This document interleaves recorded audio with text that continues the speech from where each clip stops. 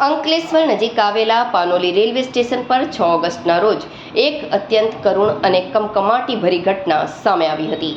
મૂળ રાજસ્થાનના અને હાલ સુરત ખાતે રિક્ષા ચલાવતા અશોક કુમાર ગુર્જર જયપુર બાંદ્રા સુપરફાસ્ટ ટ્રેનના જનરલ કોચના દરવાજે બેસીને મુસાફરી કરી રહ્યા હતા.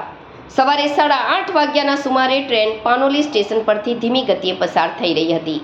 ત્યારે પ્લેટફોર્મના બાકડા પર સૂતેલા એક સ્નેચર અચાનક દોડીને તેના હાથમાંથી મોબાઈલ ઝૂંટવી લીધો હતો.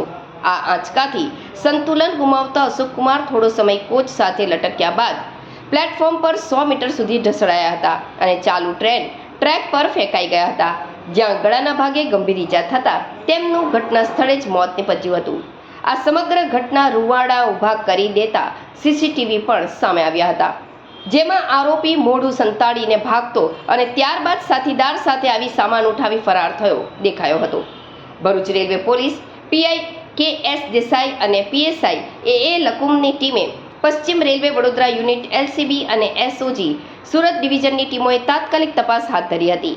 પોલીસે પાનોલી સ્ટેશન અને આસપાસના વિસ્તારોમાં સીસીટીવી ફૂટેજ ચકાસીને શંકાસ્પદોની તસવીરો મેળવી હતી. આ તસવીરો ટ્રેનમાં વેચાણ કરતા ફેરિયાઓ તેમજ ભરૂચ સુરતના શ્રમિકોને બતાવી પૂછપરછ કરવામાં આવી હતી. સંયુક્ત બાતમીના આધારે પોલીસે મુખ્ય આરોપી ઈશ્વર ઉર્ફે જહાંગીર ઉર્ફે સુનિલ નાનાભાઈ બાગુલ ઉંમર વર્ષ 26 રહે અઠવા લાઇન્સ ફૂટપાથ સુરતને ઝડપી પાડ્યો હતો.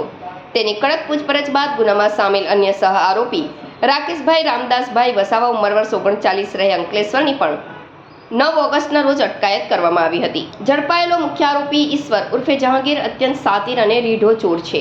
પોલીસ તપાસમાં બહાર આવ્યું છે કે તે અગાઉ સુરતના ઉધના, કતારગામ, ચોક બજાર અને અઠવા લાઇન્સ પોલીસ મથકોમાં ચોરી અને ઘરફોડ 6 ગુનાઓમાં પકડાઈ ચૂક્યો છે. આ ઉપરાંત મહારાષ્ટ્ર, દોડાચિયા અને નંદુરબાર રેલવે પોલીસ સ્ટેશનમાં પણ તેના વિરુદ્ધ લૂંટ અને ચોરીના ગુના નોંધાયેલા છે. વર્ષ 2023માં સુરત પીસીબી દ્વારા તેને પાસા હેઠળ સાબરમતી જેલમાં પણ મોકલવામાં આવ્યો હતો. પોલીસે આરોપીઓ પાસેથી ₹10,000ની કિંમતના મોબાઈલ ફોન કબજે કર્યા છે અને આરોપીઓને અન્ય 6 મોબાઈલ ચોરી કર્યાની પણ કબૂલાત કરી છે. ગઈ તારીખ 4 ઓગસ્ટના રોજ ભરૂચ રેલવે પોલીસ સ્ટેશનની હદ વિસ્તારમાં આવતો પાનોલી રેલવે સ્ટેશન, ત્યાંથી જયપુર બાંદ્રા ટ્રેન પસાર થઈ રહી હતી. તે ટ્રેનમાં દરવાજા પર બેસીને એક ઈસમ મુસાફરી કરી રહ્યા હતા, જેનું નામ અશોક ગુર્જર હતું. તે દરવાજામાં બેસીને મોબાઈલ વાપરતા હતા અને પ્લેટફોર્મ ઉપર એક ઈસમ એના હાથ ઉપર હાથ મારીને મોબાઈલ પાડવાનો પ્રયત્ન કરે છે અને મોબાઈલ પાડી દે છે. જે અરસામાં જે અશોક ગુર્જર છે એ ટ્રેનમાંથી દરવાજામાં બેસેલા હતા તે ત્યાંથી ટ્રેનમાંથી પડી જાય છે પ્લેટફોર્મ ઉપર અને ટ્રેનની નીચે આવીને કપાઈ જવાથી એનું મૃત્યુ થાય છે. જે બાબતની જાણ ભરૂચ રેલવે પોલીસને તેમજ અમને બધાને થતાં આ કામે ફરિયાદીના જે મરણ જનાર છે એના સંબંધીઓની શોધખોળ કરી એમનો સંપર્ક કરી એમની ફરિયાદ લઈને ભરૂચ રેલવે પોલીસ સ્ટેશનમાં અજાણ્યા આરોપીઓ વિરુદ્ધ બીએનએસની કલમ 105 મુજબ ગુનો નોંધવામાં આવેલ. સદર ગુનો જે છે એ 10 વર્ષથી આજીવન કેદ સુધીની સજાની જોગવાઈવાળી કલમો એમના લગાવવામાં આવી છે અને તમામ ઉપરી અધિકારીઓની સૂચનાથી પશ્ચિમ રેલવે વડોદરા યુનિટના એલસીબી, એસઓજી તેમજ ભરૂચ પોલીસ સ્ટેશનના કર્મચારીઓની અલગ અલગ ટીમો બનાવીને અજાણ્યા જે ઈસમો છે એમની શોધખોળ કરવામાં આવી અને પાનોલી રેલવે સ્ટેશનના તેમજ બહારના વિસ્તારના બધા સીસીટીવી કેમેરાને બધું ચેક કરતા તેમજ હ્યુમન ઇન્ટેલિજન્સથી બધી ખાતરી તપાસ કરતા જણાવી આવેલ કે આજે આરોપી છે તે ટોટલ એ લોકો 3 જણા હતા અને 3 જણા સવારમાં પ્લેટફોર્મ ઉપર આવેલા હતા અને તેઓએ આ મોબાઈલ કોઈપણ પેસેન્જર આવી ધીમી ટ્રેન જતી હોય એમાંથી પેસેન્જરનો મોબાઈલ પાડીને પોતાનો ખર્ચો કાં તો ગુજરાન ચલાવવા માટેને એ લોકોએ અંદર ચર્ચા કરીને નક્કી કરેલું હતું.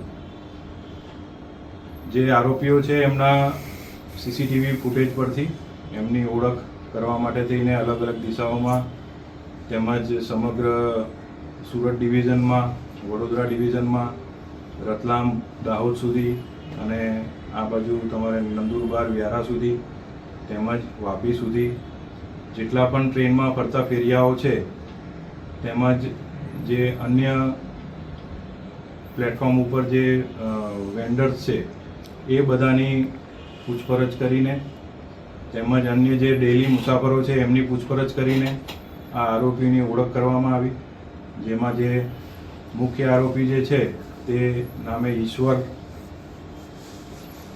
છે, એની ઉપર એની ઓળખ થયેલ છે.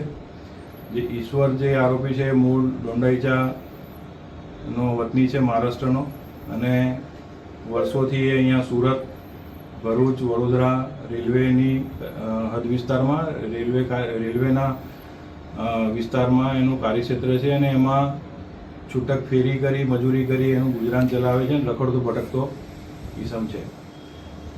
આ આરોપીની ઓળખ થયા પછી એનું ગુનાહિત ભૂતકાળ બાબતે તપાસ કરવામાં આવી છે, જેમાં એની ઉપર કુલ